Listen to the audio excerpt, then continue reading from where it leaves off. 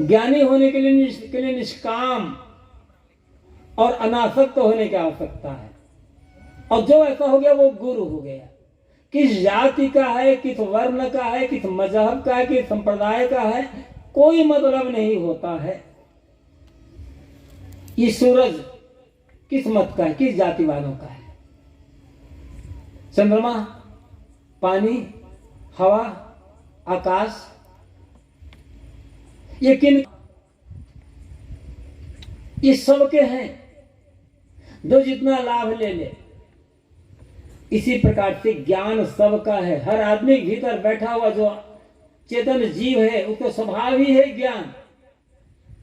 अपने ज्ञान स्वरूप आत्मा को, जीव को समझ करके उसमें मन को जो लीन कर दिया वो वही गुरु है। और ऐसे गुरु पास जब हम जाते हैं तब हमें भी आत्मलीन होने की प्रेरणा मिलती है। गुरु के पास क्यों जाना है? गुरु के पास जाना है गुरु बनने के लिए। लेकिन गुरु बनना होता है, गुरु बनने का किसी को दीक्षा देना, कंठी माला पहनाना नहीं है।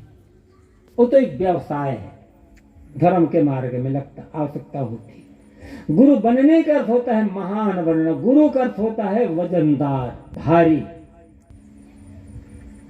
लेकिन शरीर से भारी नहीं होना है, मन से भारी होना है, चरित्र से, आचरण से वजनदार होना है। जिसका चरित्र उज्जवल है, जिसका आचरण पवित्र है और जिसका मन सब तरह से ऊपर उठ चुका है, वह गुरु है। और ऐसे गुरु होने के लिए हमें गुरु पास जाना है, क्योंकि बिना गुरु बने कल्याण नहीं होगा। कल्याण का काम करना है, परमानंद का अनुभव करना, सारे बंधनों को काट करके मोक्ष का काम लेना है तो गुरु बनना पड़ेगा। लेकिन इसका मतलब मत कि कंठी लेकर घूमते चले जाओ पहनाते पहनाते, ये गुरु नहीं होना है। मैंने कहा था गुरु होना है भीतर से, निष्काम। जो निष्काम हो गया वो गुरु हो गया। क्योंकि हमारी कामनाएं हमें बांधती है, हमारी कामनाएं हमें छोटा बनाती है, हमारी कामनाएं हमें गुलाम बनाती है और हमारी कामनाएं ही हमें दूसरों सामने झुकाती है। जिसके मन में कोई कामना ही नहीं है, इच्छा ही नहीं है, वो गुलामी क्यों लेगा किसी की? वो झुकेगा है क्यों? एक झुकना होता है शिष्टाचारवश व्यवहार में, वो अलग बात है। और यहां झुकना, यहां झुकने का मतलब है मन की गुलामी, हाथ फैलाना, इच्छा के अधीन हो जाना। एक छोटी सी बात से बात समझ में आ सकती है। मनुष्य इस दुनिया का सिरमौर प्राणी है, बुद्धिजीवी प्राणी, सबसे श्रेष्ठ प्राणी माना गया है।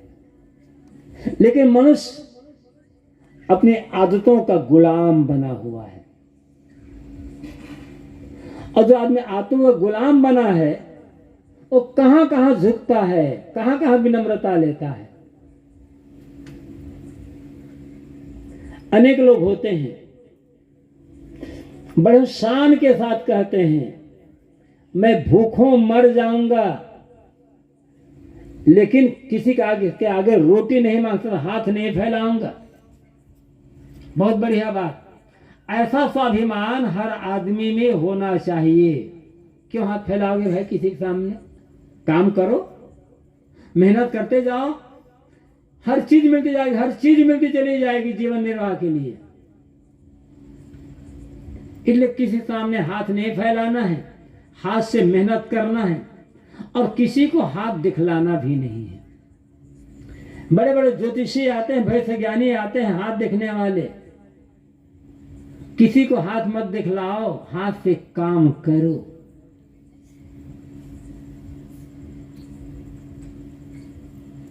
कोई जानता नहीं है कि किसके हाथ में क्या लिखा हुआ है। तो लोग कहते हैं कि मैं भूखे भले मर जाऊंगा लेकिन किसी के आगे हाथ नहीं फैलाऊंगा, क्योंकि आदमी में स्वाभिमान होता है।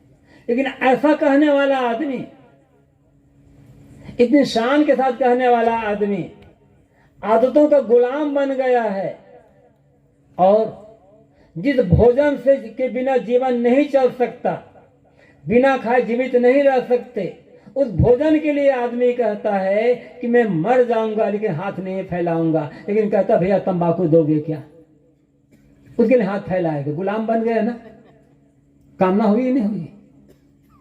इतना बड़ा आदमी तंबाकू का, गुटखा का गुलाम, कितना भटका है आदमी। यहां कोई भाई बैठे होंगे यदि पड़की खाने वाले, पुड़िया खाने वाले, तंबाकू खाने वाले या बीड़ी से पीने वाले, जरा याद करो। अब एक गाड़ी खरीदते हो, 4 पहिया वाहन, क्या कीमत होती है? 5 लाख, 7 लाख, 10 लाख, 12 लाख, 15 लाख, 20 लाख। 10-12 लाख की गाड़ी आपने खरीदी। उस 12 लाख की गाड़ी में आप मिट्टी का तेल, केरोसिन ऑयल आप नहीं डालते हो। क्यों? क्योंकि पता है कि इस गाड़ी में मिट्टी का तेल, केरोसिन डालेंगे तो गाड़ी बिगड़ जाएगी। कितने गाड़ी है? 5, 7, 10 लाख की गाड़ी है, उसमें आप केरोसिन नहीं डाल रहे हो, ये गाड़ी बिगड़ जाएगी। करोड़ों की गाड़ी है, तंबाकू क्यों डाल रहे हो फिर इसमें? 5 लाख की गाड़ी आपने खरीदी, आपकी कीमत, गाड़ी कीमत है करोड़ों अरबों की गाड़ी, ये शरीर है, इसमें पड़की डाल रहे हो, गुटखा डाल रहे हो, तंबाकू डाल रहे हो, बीड़ी डाल रहे हो, सिगरेट डाल रहे हो, पता नहीं क्या क्या डाल रहे हो। गाड़ी चलेगी ये जल्दी? कहाँ बिगड़ जाएगी पता नहीं है। इतने समझदार आप लोग हो गए हो। यह आपकी गुलामी, ये आपकी गुलामी आपको गुरु बनने नहीं देगी, आपको झुका करके रखेगी, क्योंकि आप कामनाओं के गुलाम बने हुए हैं। उसमें भी कोई राम के भगत, कोई कृष्ण के भगत, कोई हनुमान के भगत, कोई महादेव के भगत, कोई विष्णु के भगत, कोई दुर्गा के भगत बना करो कि आप सचमुच में भगवान के भगत हो। किसका भगत हो? भगवान की भक्ति ना करोगे तो चलेगा, लेकिन बिना पर्ची के नहीं चलने वाला है एक दिन। तो क्या भगत हो कि भगवान के भगत हो? कितना भटक गए आप, कितना आप गुलाम बन चुके हो, कितना नीचे गिर चुके हो। मनुष्य है, समझते हो अपनी मनुष्यता? आदतों का गुलाम बनते, आदतों के गुलाम बनते गए। इन आदतों की गुलामी जो छोड़ देता है वो गुरु बन जाता है। गुरु होना क्या है? आदतों की गुलामी इसको छोड़ करके निर्बंध हो जाना, स्वतंत्र हो जाना। क्या स्वतंत्र है? स्वतंत्र हजारों और लाखों में कोई एक व्यक्ति स्वतंत्र होगा, बाकी सब गुलामी की जिंदगी जी रहे हैं। सैकड़ों सालों की स्वतंत्रता, सैकड़ों सालों गुलामी से 15 अगस्त 1947 को हमारा देश स्वतंत्र हुआ था। यह राजनीतिक आजादी मिली थी हमको, राजनीतिक स्वतंत्रता मिली थी, लेकिन क्या मानसिक स्वतंत्रता मिली हुई है? स्वतंत्र का अर्थ क्या होता है? स्वतंत्र, स्व, खुद, अपना, सेल्फ, तंत्र शासन, अपने पर अपना शासन, ये स्वतंत्र होना है। अभी तो हम पर मन का शासन, इंद्रियों का शासन है, गुटखा का, बीड़ी का, सिगरेट का, शराब का शासन। स्वतंत्र कहाँ है? सब परतंत्र बने हैं। कोई काम का को गुलाम है, कोई क्रोध का गुलाम है, कोई लोभ का गुलाम है, कोई ईर्ष्या का गुलाम है, कोई मोह का गुलाम है, कोई किसी का गुलाम है। स्वतंत्र कहाँ है आप? ये गुलामी जब तक नहीं मिटेगी, कहीं चले जाएं